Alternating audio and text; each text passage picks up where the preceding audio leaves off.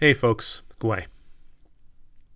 So last week I did a video responding to a video of praise that was made for Donald Trump and how God was calling and how God was making and God was sending Trump to solve the problems of America. And then I did a follow-up video to that, responding to some of the comments that I've received doing that video. I'm going to do a couple more because I'm finding when I offer a reflection that I offer some thoughts, right? I'm not offering the conclusive book on the subject. I'm offering some thoughts. And so then some people will say some things and that will make me think and I'll want to respond to that. And I find doing these reflections to be wonderful. But I really wish they could be conversations as opposed to me sitting here telling you what I think. But it's not that way. Not here. I mean, we can do it in other ways, but not here. So I am going to do a couple more talks on this. The first, we're going to talk about Romans chapter 13. That's what we're going to do in this video. The next one, we're going to talk about a pastor who prayed for Trump and ended up waxing eloquent before saying his prayer for Trump, offering his benediction of Trump. And then we're going to talk about a famous quote from Friedrich Nietzsche that I think is really timely and terrifying. Anyhow, Romans chapter 13. This is the passage that's in question. It's a famous passage. I'm sure many of you have heard it. Let every person be subject to the governing authorities. For there is no authority except from God, and those authorities that exist have been instituted by God. Therefore, whoever resists authority resists what God has appointed, and those who resist will incur judgment. For rulers are not a terror to good conduct, but to bad. Do you wish to have no fear of the authority? Then do what is good, and you will receive its approval. For it is God's servant for your good. But if you do what is wrong, you should be afraid. For the authority does not bear the sword in vain. It is the servant of God to execute wrath on the wrongdoer. Now, the way this passage is being thrown around currently,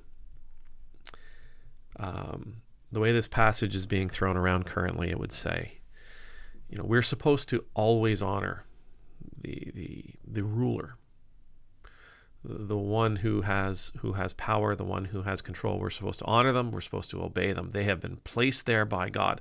And depending on who you listen to, they might even tell you, I have been placed there by God. I have been placed here by God. I am here because God wills it. This is not solely a Christian understanding. That's the first thing I want to say about this, okay? This is not solely a Christian understanding. I remember reading months ago some of Epictetus, who was a noted Stoic. And one of the things Epictetus, he talks about God from the sense of gods, but in it, the good Stoic that he was, he talks about it from a perspective of there's nothing you can do about it. And what he says, and I'm paraphrasing here, is listen, the emperors, the kings, the powers that be, the gods have placed them there, and you can't go against the gods. You can't fight the gods on this one. The gods are going to win on this one. So stop worrying about it and focus on doing what you can do. Focus on the things that you can do and the things that you can offer. It's a very Stoic way.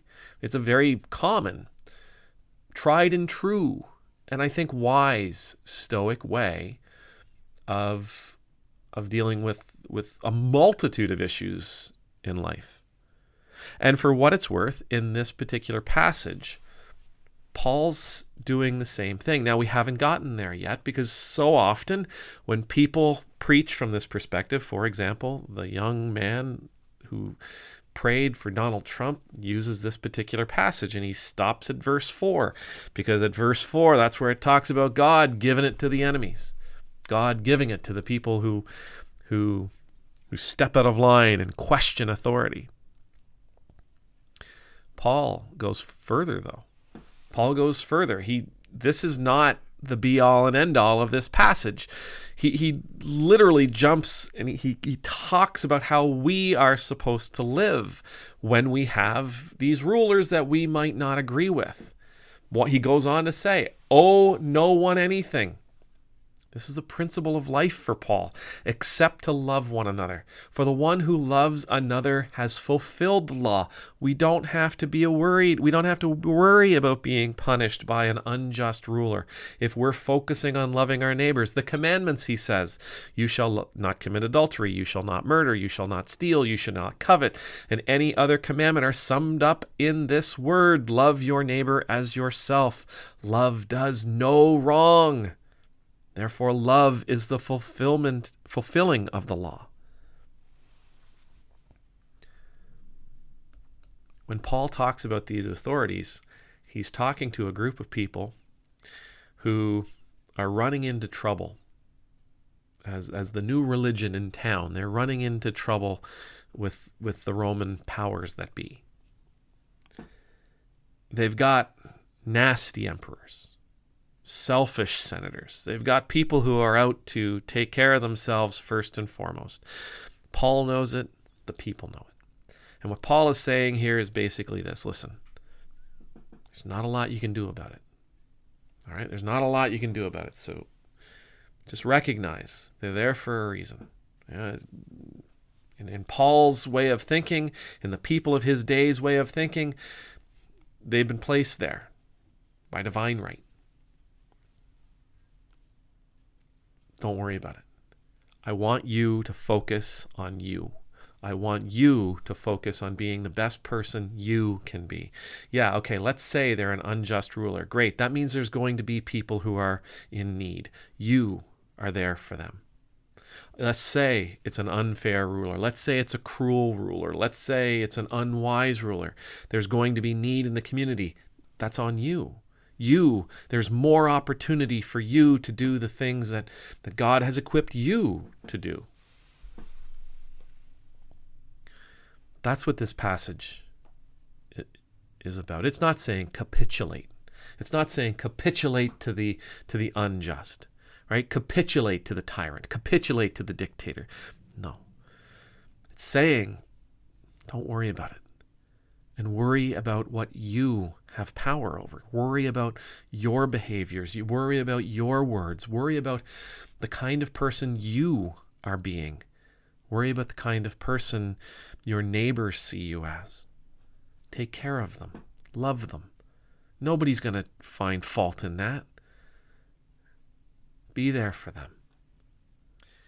Anyway, Romans chapter 13, verses 1 through 4, those power verses that we are often beaten over the top of the head with. They don't tell the whole picture. They don't paint the whole picture. They don't tell the whole story. They offer a bit, the prelude. The meat of what Paul is saying here comes a little bit later. Yeah, you know what? You're going to have crappy leaders. Stay on their good side. It's better to stay on their good side. But you, while staying on their good side, should focus on your neighbor. Focus on loving the people around you and taking care of them. Because if you've got a crappy leader, there's going to be a lot of people in need.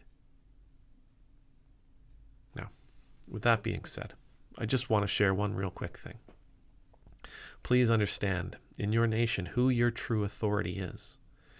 And no, I'm not saying it's God. And no, I'm not saying, like for here in Canada, I'm not saying it's the monarchy or the Governor General. It's not Parliament and it's not the Prime Minister. Our true authority here in Canada is the Charter of Rights and Freedoms. It details and protects my rights and the rights of my family and the rights of my friends and the rights of my neighbors and the rights of strangers and foreigners and visitors, people who are new to the country and people who have been here who've grown up here. It's the authority of my land. No person, no flesh, but these wonderful, beautiful, eloquent words. In the United States, I would argue the exact same thing. It's not binding. It won't be Trump or Biden depending on the next election. It's not the Senate. It's not the Congress. You have serving you in the United States some of the most beautifully crafted words in history. That's your authority. That's what should be respected. That's what should be honored. That's what should be obeyed. And these documents of ours, they give us the right to free speech. They give us the right to protest. They give us the right to stand up and say, this is not okay. And standing up and saying, this is not okay, to those figureheads that we elect, in no way, shape, or form violates what Paul offers us here in Romans 13. May the Lord bless you. May the Lord keep you. May the Lord's face be made to shine upon you and be gracious to you. May the Lord's countenance be lifted up to you. May you always know the peace of being in the Lord's presence. And I pray you will be there for your neighbor in good times and especially in bad ones. I pray you will be a person of love, regardless of how we are being led in our countries. I pray you will be a person of peace, a person of wisdom, a person of charity, patience, gentleness, kindness, compassion, regardless of how poor those who have been elected to leadership positions, those who take on leadership positions, behave. Amen. Nemultus.